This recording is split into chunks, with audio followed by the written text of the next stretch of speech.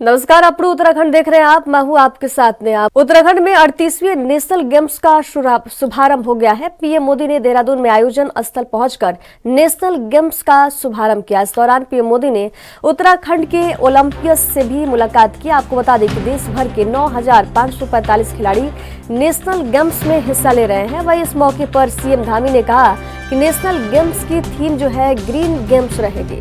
फिलहाल Uttarakhand national games के 9,857 खिलाड़ियों में से 8,627 खिलाड़ियों ने अपना रजिस्ट्रेशन कर दिया और ये प्रक्रिया जो है अभी भी जारी है।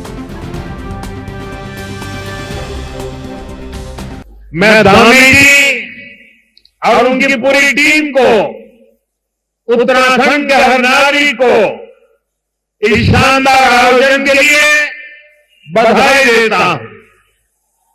साथियों, हम अक्सर सुनते हैं सोना तप कर खड़ा होता है।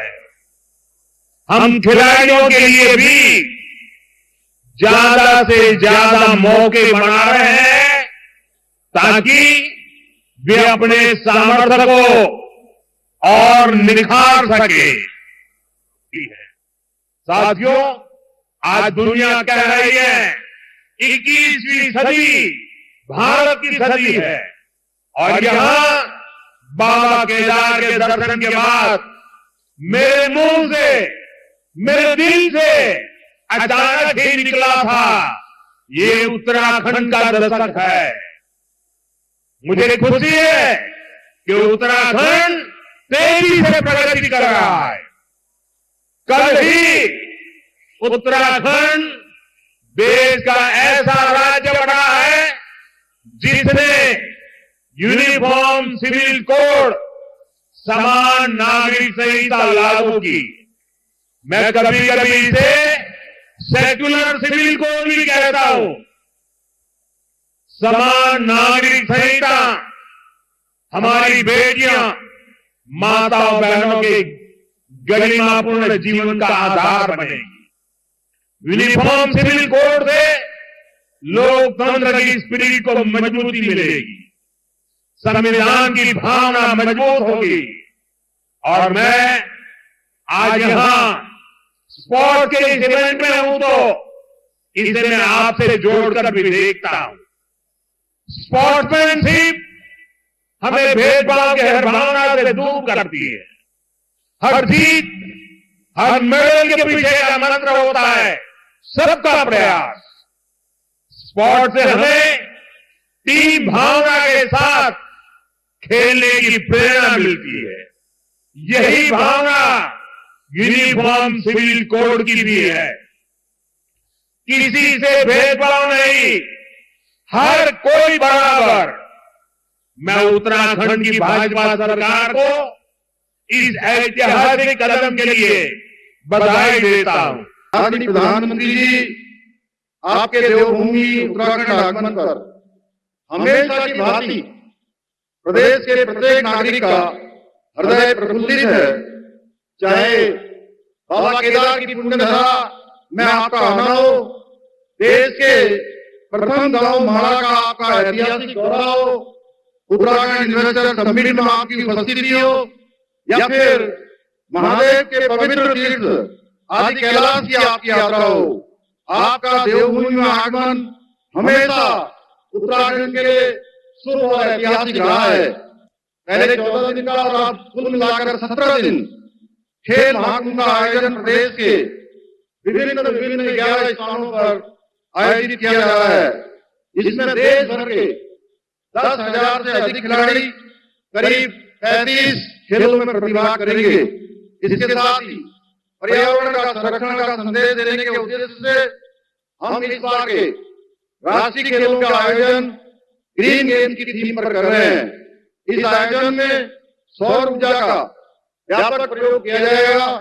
साथ ही पूरे आयोजन में प्लास्टिक का कम से कम उपयोग किया जाएगा। भाई बहनों, मुझे पूर्ण विश्वास है कि आज से प्रारंभ हो रहे 38वें राष्ट्रीय खेलों में प्रतिभाग करने आए देश भर के सभी खिलाड़ियों को हम उच्च स्तरीय खेल सुविधा मुहैया करवाने के साथ साथ उनके माध्यम से पर्यावरण संरक्षण का संदेश देने में भी सफल रहेंगे। गणतंत्र दिवस की परेड में उत्तराखंड की झांकी तीसरे स्थान पर रही। ये झांकी सांस्कृतिक धरोहर और साहसिक खेल पर आधारित थी। उत्तराखंड की झांकी को यह स्थान लोगों के वोटों के आधार पर मिला है, जिस पर सीएम पुष्कर सिंह धामी ने देशवासियों को बधाई दी है। आपको बता दें कि गुजरात की स्वर्णिम भारत विकास और विरासत पर आधारित झांकी ने पहला स्थान हासिल किया। उत्तर प्रदेश की झांकी महाकुंभ 2025 स्वर्णिम भारत विकास और विरासत ने दूसरा स्थान प्राप्त किया था।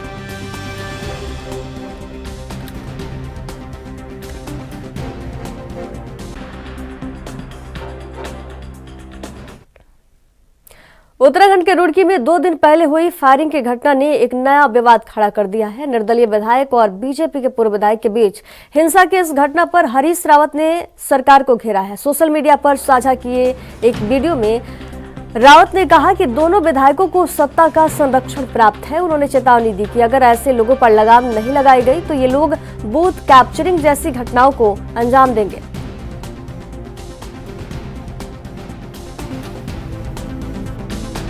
लोग बूथ कैप्चर करेंगे, जबरदस्ती डंडे के बल पर सत्ता के लोग पुलिस और प्रशासन को दबा करके हारे उम्मीदवारों को जीता हुआ घोषित करवा देंगे। पहले पंचायतों में हुआ हरिद्वार में, अब के भी नगर पंचायतों में भी ऐसी स्थिति देखने में आई। और अब 2 नामचीन लोग जिस तरीके की दबंगई का प्रदर्शन कर रहे हैं, वो आम नागरिकों को चिंतित करने वाला है। मुझे लगता नहीं कि राज्य में कोई सरकार जैसी चीज रह गई है, नहीं तो इस तरीके की स्थिति ये बिल्कुल अस्वीकार्य है। और हमारे जो राज्य के लिए शहीद हुए लोग हैं, आंदोलनकारी हैं, वो कितना आहत महसूस कर रहे होंगे। लोगों ने इसी के लिए बलिदान दिया, इसी के लिए अपना सर्वस्व निछावर किया। कि ऐसा एक दिन देखने को मिलेगा कि हमारे चुने हुए प्रतिनिधि इस तरीके का आचरण करेंगे। बिल्कुल घृणित और निंदनीय आचरण है ये सब। और मैं लोगों से कहना चाहता हूं, यदि बबूल के पेड़ बोओगे तो फिर आम खाने की उम्मीद नहीं करनी चाहिए। ये संस्कृति और फैलेगी उत्तराखंड में, और जितना ये फैलती जाएगी उतना जो है उत्तराखंड राज्य के निर्माण का उद्देश्य समाप्त होता जाएगा। इसलिए आज प्रबुद्ध लोगों को इसके खिलाफ उठ करके खड़ा होना चाहिए, और जहां कहीं भी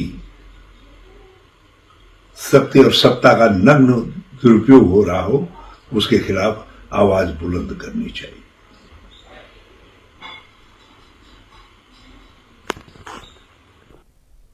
यहाँ रुकेंगे एक छोटे से ब्रेक के लिए, जल्द हाजिर होंगे। देखते रहिए एएनबी न्यूज।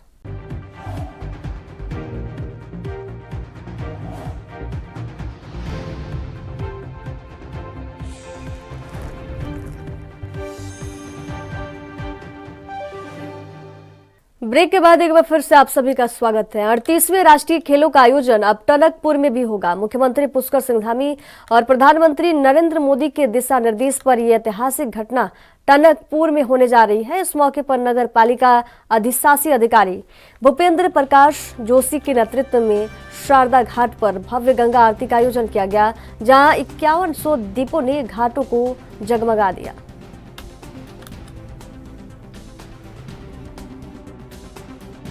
उपलक्ष्य में 5100 दीपों का प्रज्वलित किया गया, और ये राष्ट्रीय खेल पूरे देश में चलाए जा रहे हैं। हम सौभाग्यशाली हैं कि हमारे यशस्वी प्रधानमंत्री जी और मुख्यमंत्री जी के दिशा निर्देश पर टनकपुर में भी राष्ट्रीय खेलों का आयोजन हो रहा है, खटिमा भी हो रहा है।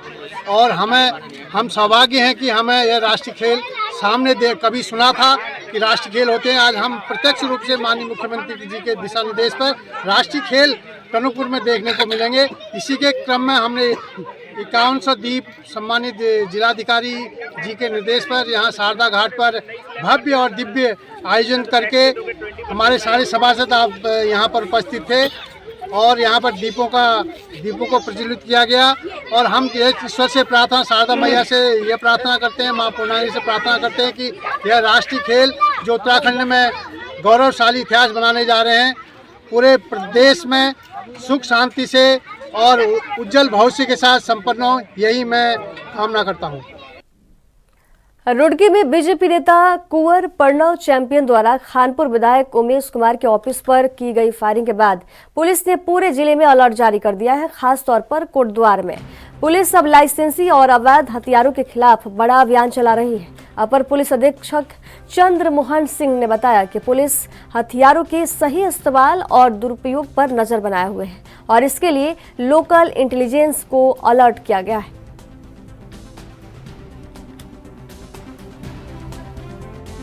हम लोगों ने, जैसे कि अभी तो चुनाव संपन्न हुआ, इसमें भी हम लोगों ने ये वेरिफिकेशन कराए थे असलों के, और जो चेकिंग के दौरान हम लोग लगातार जो अवैध असले हैं या कोई सूचना मिलती है कहीं पर कि कोई इसे लहरा रहा है या फेसबुक पे दिखा रहा है या उसके साथ फ़ोटो खिंचवाया, तो ऐसे लोगों के विरुद्ध हम तुरंत वैधानिक कार्रवाई करते हैं। या कोई गोली चला देता है कहीं पर, किसी हर्ष फायर है कुछ, तो तुरंत हम उसमें कार्रवाई करते हैं और आगे भी हमारी ये कार्रवाई जारी रहेगी। मेरी सभी से अपील रहेगी कि कृपया ऐसी घटनाओं को अंजाम न दें और अपने शस्त्रों। अल्मोड़ा में पहली बार हुए मेयर पद के चुनाव में करारी हार के बाद जिला कांग्रेस और नगर कांग्रेस कमेटी की एक बैठक आयोजित की गई।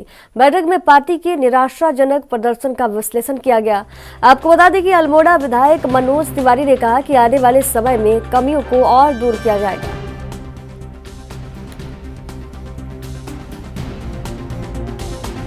नगर निगम चुनाव संपन्न होने के पश्चात जो भी परिणाम आए हैं, सर्वप्रथम तो मैं जो विजयी हमारे प्रत्याशी हैं, चाहे वो पार्षद के हों चाहे महापौर के हैं, उनको बधाई देता हूं और जो जनता का जनादेश है उसको स्वीकार करता हूं। और जहां तक हमारे प्रत्याशी की हार हुई है तो उसकी आज समीक्षा बैठक यहां पर की गई है और उसमें क्या कमी रही, चाहे वो हमारी प्रबंधन की कमी रही, क्या भारतीय जनता पार्टी की रणनीति रही, और सारी चीज़ों को लेकर यहाँ पर एक कार्यकर्ताओं से विचार विमर्श किया जा रहा है और प्रयास किया जाएगा कि संगठनात्मक रूप से भी जो कमी है उसको दुरुस्त किया जाए और जो जनता की भावनाएं थी उसको समझने का प्रयास किया जाएगा और अपनी बातों को जनता के बीच में ले जाने का प्रयास किया जाएगा और भारतीय जनता पार्टी की केंद्र और प्रदेश सरकार की जो विकास विरोधी नीति है उसको जनता के बीच में ले जाने का काम किया जाएगा। और इस हार की समीक्षा जो यहाँ पर हो रही है उसमें जो भी निष्कर्ष निकलेगा उसको धरा। कांग्रेस के वरिष्ठ नेता और प्रदेश उपाध्यक्ष और राज्य आंदोलनकारी धीरेन्द्र प्रताप ने यूसीसी को लेकर बड़ा विवादित बयान दिया है। कांग्रेस नेता ने कहा कि यूसीसी के लागू होने पर उत्तराखंड का देवत्व खतरे में आ गया है। कांग्रेस नेता ने कहा कि यूसीसी लागू होने पर लिव इन रिलेशनशिप का जो फॉर्मूला दिया गया है उससे यहां पर थाईलैंड का कल्चर आ जाएगा। कांग्रेस नेता ने यह भी कहा कि यूसीसी कानून राज्य के लिए खतरनाक है। जिस तरह से यूसीसी को उत्तराखंड में लागू किया गया है, अब इसमें कोई शक नहीं कि भारतीय जनता पार्टी ने इस देव भूमि को कामदेव भूमि बना दिया है। एक ये कुछ समय बाद भारत में थाईलैंड के रूप में जाना जाएगा। जिस तरह से वहाँ पर लिव इन रिलेशनशिप को वहाँ पर छूट दी जा रही है, मैं समझता हूँ भारतीय जनता पार्टी जो ये कहती थी ये पार्टी विद डिफरेंस है, वो डिफरेंस आ गया है। अब ये पूरे देश को गर्त में डाल देंगे, इसमें कोई संदेह नहीं। खबरों के सफर में दीजिए जाने की इजाजत। देखते रहिए ANB न्यूज। नमस्कार।